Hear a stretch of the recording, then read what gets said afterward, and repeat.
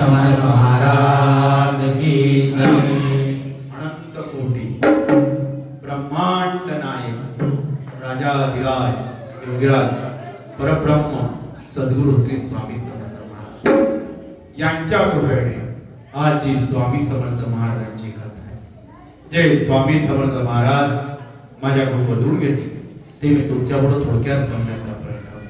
सद्गुरु श्री स्वामी समर्थ महाराज की जय।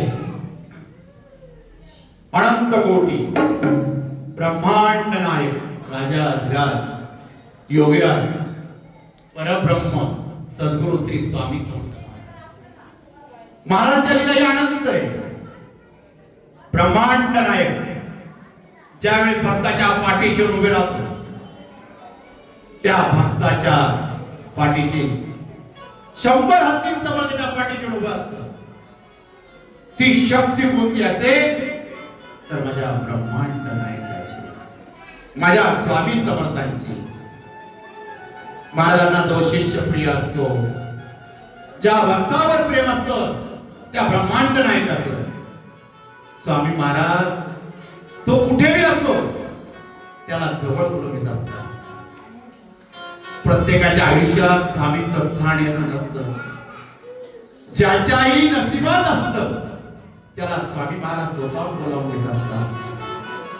या जीवनामध्ये तोच भाग्यवान आहे जो स्वामींच्या चरणी, जो स्वामींची सेवा करतोय आणि स्वामींच्या चरणांजवळ ज्याला स्थान मिळालं त्याच्यासारखा भाग्यवान या जगामध्ये कोणीच नाही। कारण की माझ्या ब्रह्मांड नायकाला अनेक भक्त प्रिय होते। हा श्रीधर नावाचा एक ब्राह्मण होता। दत्तावर प्रचंड श्रद्धा होती। दत्त मंदिरात जायचं, दत्त प्रभूची सेवा करायची आणि रोज मुखामध्ये एकच मंत्र असायचा, दिगंबरा दिगंबरा श्रीपाद वल्लभ दिगंबरा। मुखामध्ये दिगंबरा दिगंबरा नाव असायचं आणि आनंदाने दिवस चाललेले होते। आणि अचानक त्याला पोटाचा विकार सुरू झाला। त्याचं पोट इतकं दुखू लागलं की ते थांबायला तयार नाही। तो इतका विचार करू लागला, आता माझी ही पोटदुखी कशी बरी होणार। वैद्यांना दाखवलं, फरक काहीच पडत नव्हता। मग त्याने ठरवलं आपण गाणगापूरला गेलो पाहिजे, साक्षात दत्त प्रभूंची सेवा केली पाहिजे, तिथं गुरुचरित्राचं पारायण केलं पाहिजे, औदुंबराला प्रदक्षिणा मारल्या पाहिजे, संगमावर स्नान केलं पाहिजे। तिथे गेल्यावर मला नक्की फरक पडेल। तो विश्वास होता आणि त्या विश्वासाच्या बळावर तो गाणगापूरला आला। गाणगापूरला आला, मंदिरात गेला, दत्त महाराजांचं नामस्मरण करत राहिला, दत्तात्रयाचं दर्शन घेतलं, संगमावर आला, तिथं राहू लागला, गुरुचरित्राचं पारायण सुरू केलं आणि रोज औदुंबराला प्रदक्षिणा मारू लागला, संगमावर स्नान करू लागला। पण पोटाचा विकार काही कमी होत नव्हता। एक दिवस पहाटेच्या वेळेस तो औदुंबराला प्रदक्षिणा मारत होता आणि प्रदक्षिणा मारता मारता त्याला मूर्छा आली आणि तो तिथंच पडला। आणि ज्यावेळेस त्याला मूर्छा आली, लोकांनी उचललं, वैद्याकडे नेलं, वैद्यांनी तपासणी केली, याचा इलाज मला काही समजत नाही।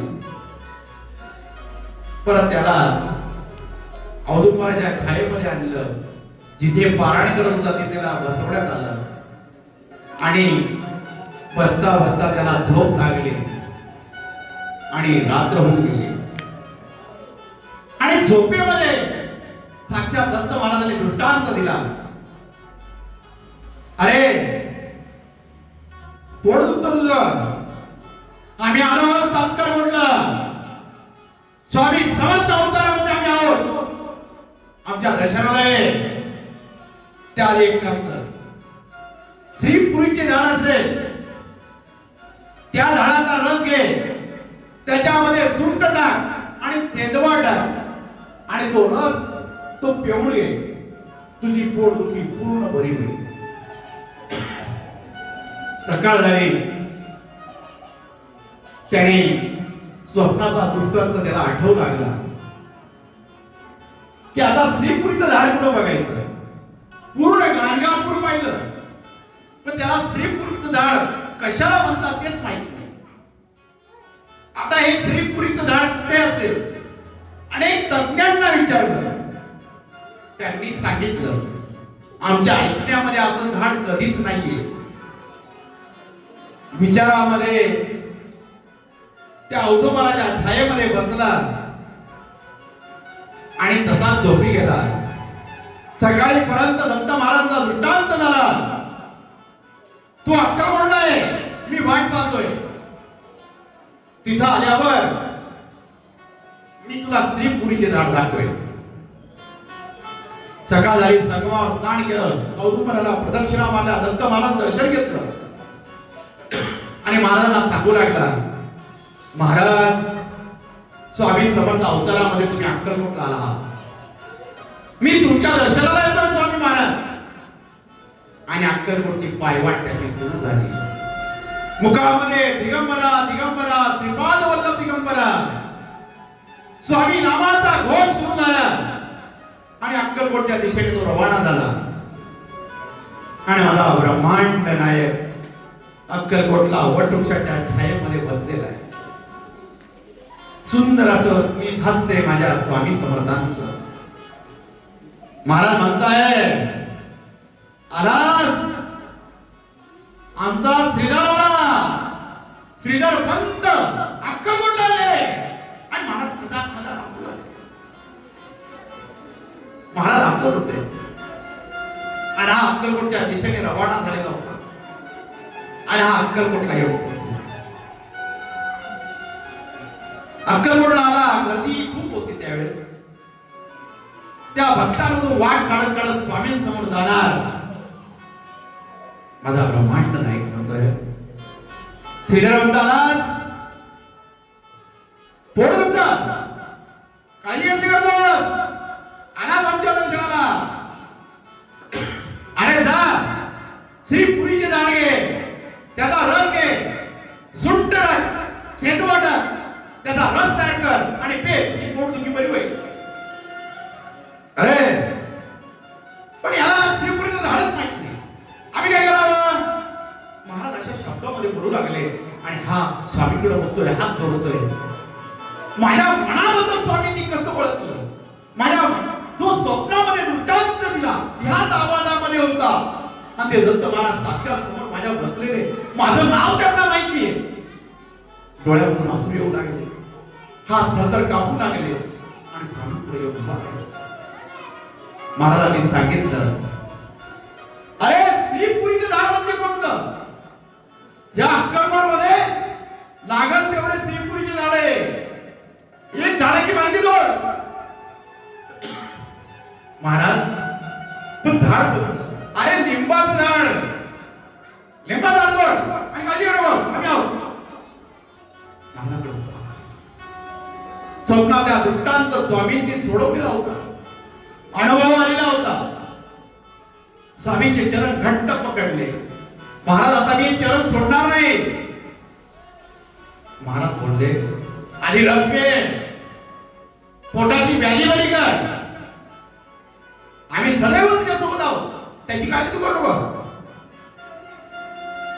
आणि तिथं अक्कलकोट मध्ये एक मासेमारी करणारा माणूस होता.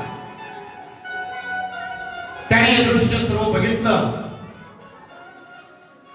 आणि गर्दी झालेली बघितली. तिथं डोकावून पाहिलं आणि हसू लागला. अरे आनंदाने जगायचं, काय साधूच्या मागे लागायचं? मी माझं जीवन मस्त जगत असतो, मला कसली काळजी नाही. ना मी देवाचं नाव घेतो, ना मी कसं काय करतो. आणि हा श्रीधर स्वामी त्या चरणाशी जोडलेला आहे. स्वामींवर विश्वास आहे. आणि हा मासे मारणारा तिथून निघाला आणि घरी आला. घरी आल्यावर पत्नीला सांगू लागला, जो तो बाबा बुवांच्या मागे लागलेला आहे, आपल्या आयुष्यात आपल्याला काहीच कमी नाहीये. कारण त्याचं रोजचं काम असायचं, ज्या तळ्यामध्ये मासे असायचे ते मासे रोज काढायचे, ते विकायचे, त्याच्यामध्ये जे पैसे मिळतील त्याच्यावर त्याचा उदरनिर्वाह चालायचा. हे त्याचं रोजचं काम चालू असायचं. या रोजच्या कामामध्ये तो व्यस्त असायचा. कोणी देवामध्ये मंदिरात बोलवलं तर तो त्यांना विरोध करायचा. मला काम करायला वेळ नाही, मी कुठं तुमच्या मागे टाळ टिपायला येऊ, मला तेवढा वेळ नाही, मला माझं काम करू द्या. आणि त्याचा रोजचा नित्यनेम चालू होता. रोज मासे काढायचे, ते विकायचे आणि रोज त्याच्यामध्ये उदरनिर्वाह चालायचा. हे रोजचं काम चालू असताना एक दिवस त्या तळ्यामध्ये मासे पूर्ण संपले. हा मासे पकडण्यासाठी गेला, पण त्या जाळ्यामध्ये एकही मासा लागला नाही. तो हताश झाला आणि घरी आला. पत्नीने विचारलं, आजचं काय? त्याने सांगितलं, आज मासे हाताशी लागले नाही, कालचं काही मुलं असत त्याच्यामध्ये स्वयंपाक झाला.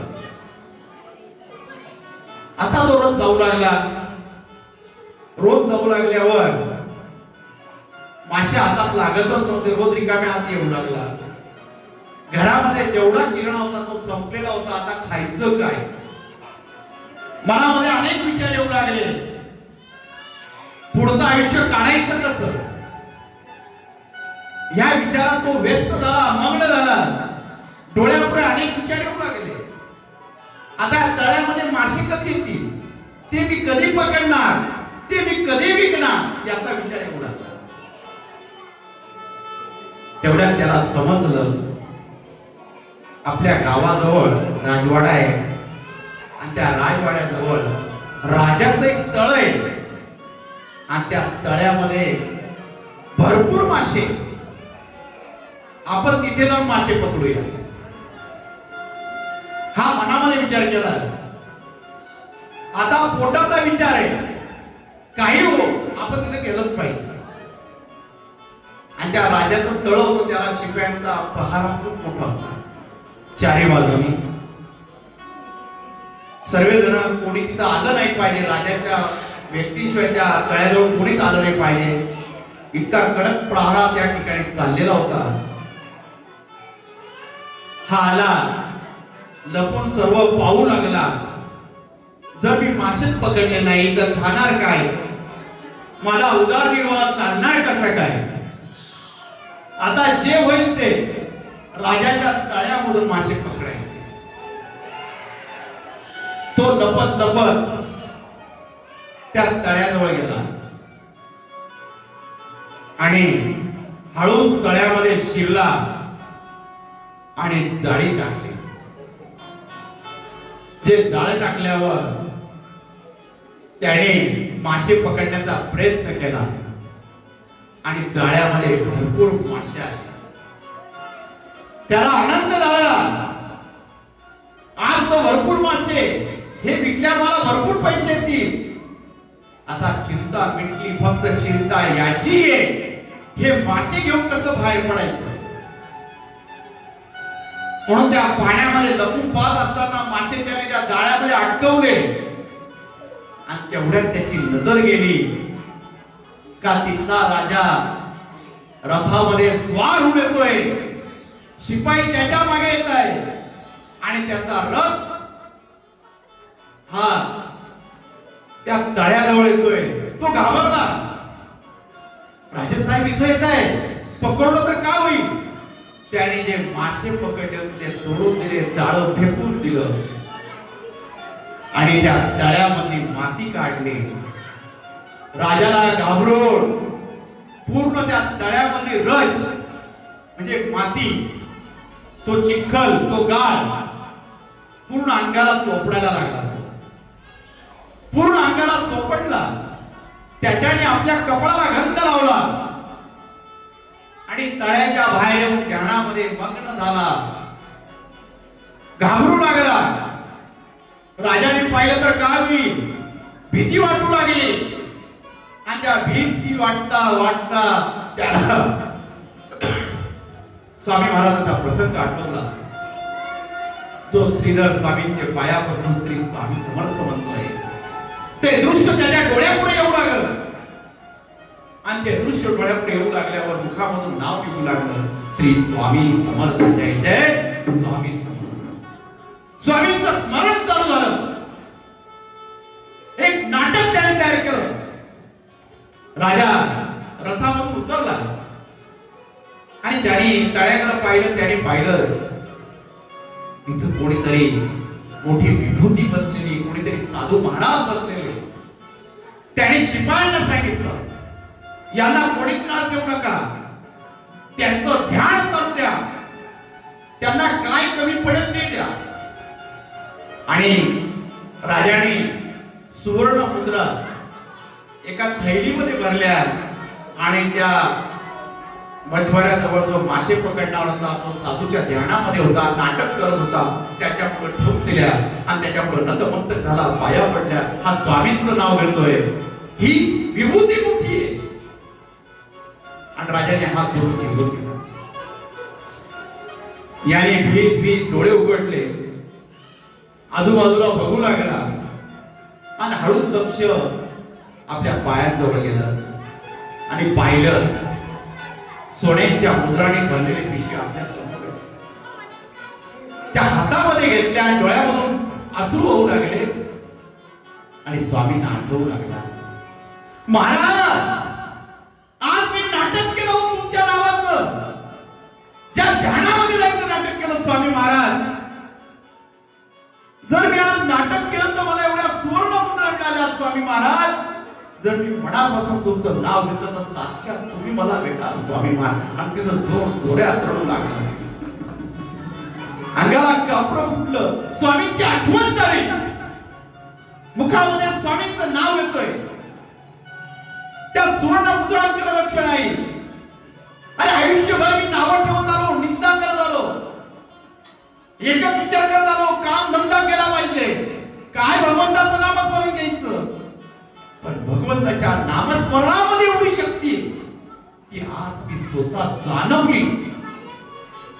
त्याला त्याचा पश्चाताप झाला आणि तो तसाच पडत सुटला.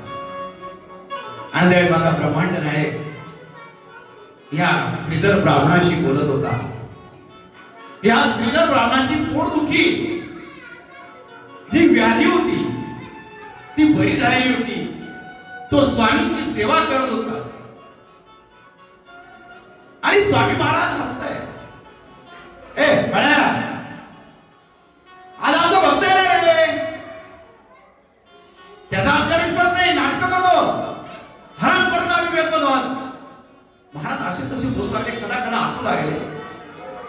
बाळापा महाराज स्वामी जवळ गेले. महाराज काय बोलताय? अरे आमचा भक्त येतोय, त्याची वाट पाहतो आम्ही. त्या हरमकोरचा मान चढलेला आहे, त्याचा मान उतरायला आम्हाला. आणि महाराज हसू लागले. बाळाप्पा महाराज म्हणू लागले, अरे स्वामींची लीला काय, स्वामी काय लीला करते हे समजत नाही. आणि हा मासे पकडणारा स्वामींच्या ओढेने पळत सुटलेला होता आणि स्वामींच्या चरणांजवळ येऊन स्वामींचे घट्ट चरण पकडले रडू लागला, स्वामी क्षमा करा, स्वामी क्षमा करा. आयुष्याचं सोनं झालं स्वामी महाराज, आज तुमच्यामुळे माझ्यासाठी धावून आला स्वामी महाराज. तुम्ही आयुष्यभर तुमची निंदा करत राहिलो स्वामी महाराज.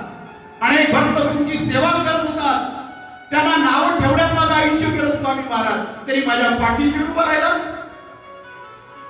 रडता रडता स्वामीकडे मान वर करतोय, माझा ब्रह्मांड नाही त्याच्याकडे बघतोय. अरे आमचा भक्त होताच ना, नाव येत होता हरमकोर, मग आम्हाला तुझ्या पाठीची आवाज लागलं, तुझी काळजी आम्हाला करावी लागली, आम्ही आहोत, काळजी कशी करतो. नाटक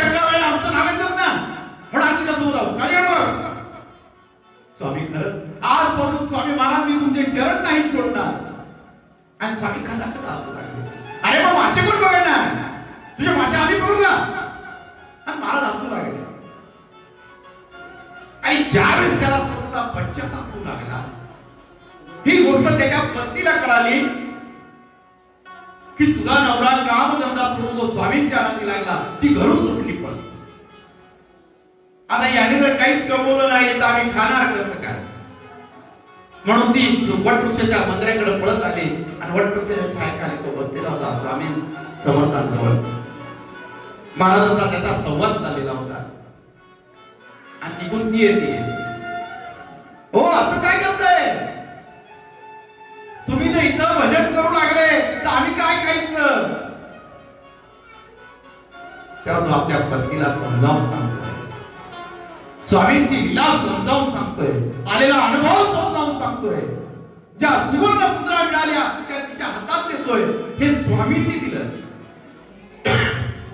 अगं मी नाटक केलं, त्या नाटकाच्या स्वरूपामध्ये मला स्वामींनी एवढ्या सुवर्ण मुद्रा दिल्या. आणि जर मी साक्षात त्यांचं नाव घेतलं तर मला ब्रह्मांड नायक माझे स्वामी महाराज भेटतील.